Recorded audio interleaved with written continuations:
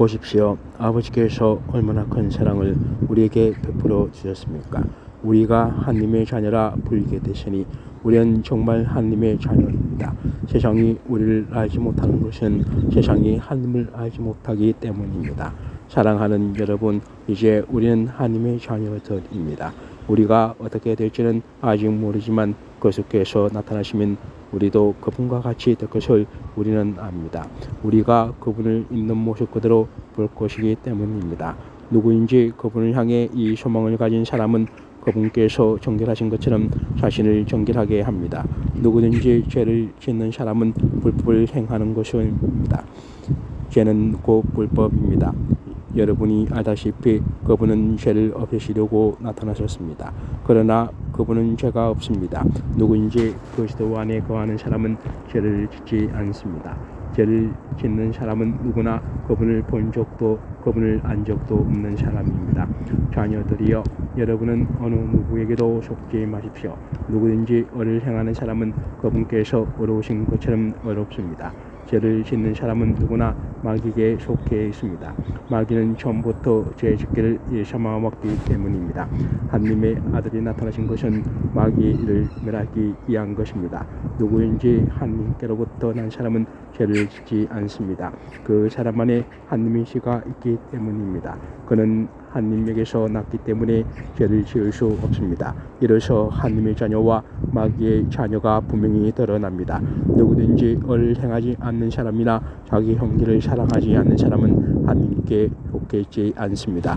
여러분이 처음부터 들은 소식은 이것인데 곧 서로 사랑하라는 것입니다.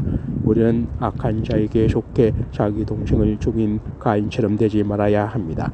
대체 왜 가인이 동생을 죽였습니까? 그것은 자기 행위는 악하고 동생의 행위는 어려웠기 때문입니다. 형제들이여, 세상이 여러분을 미워하더라도 이상하게 여기지 마십시오. 우리가 알다시피 우리는 죽음에서 생명으로 옮겨졌습니다. 이것을 아는 것은 우리가 형제를 사랑하기 때문입니다. 사랑하지 않는 사람은 죽음에 머물러 있는 사람입니다. 누구든지 자기 형제를 미워하는 사람은 살인자입니다. 여러분이 알다시피 살인자는 누구든지 그 안에 영생을 소유하지 못한 사람입니다. 예수 그리스도께서는 우리를 위해 자기 목숨을 내놓으셨습니다. 그래서 우리가 사랑을 알게 됐습니다. 그러므로 우리도 형제들을 위해 우리 목숨을 내놓는 것이 마땅합니다. 누구든지 세상 재물을 갖고 있으면서 자기 형제나 자매의 궁핍함을 보고도 도와줄 마음이 없다면 어떻게 그 사람만의 하나님의 사랑이 있다고 하겠습니까? 자녀들이여, 우리가 말과 혀로만 사랑하지 말고 행동과 진실함으로 사랑합시다. 이렇게 행해야 우리가 진리에 속한 줄을 알고 하나님 앞에서 확신을 갖게 될 것입니다. 혹시 우리 마음에 가책을 받는 일이 있다 할지라도 우리가 확신을 가져야 하는 것은 하나님은 우리의 마음보다 크시고 모든 것을 아시기 때문입니다. 사랑하는 여러분, 만일 우리 마음에 가책받는 것이 없다면 우리는 하나님 앞에서 떳떳하고 우리가 구하는 것은 무엇인지 하나님에게서 받습니다.